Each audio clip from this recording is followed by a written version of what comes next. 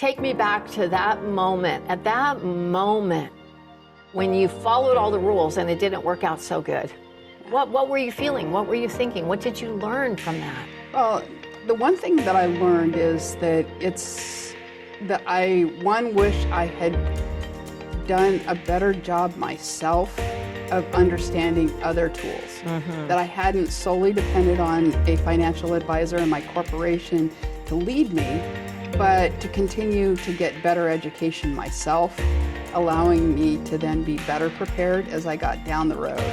And wanting to set myself up, as well as my children, with understanding that if you're going to get free money because you have money going to a 401k, by all means you want to maximize that.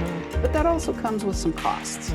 And understanding those costs is as important as making sure that you have the money saved.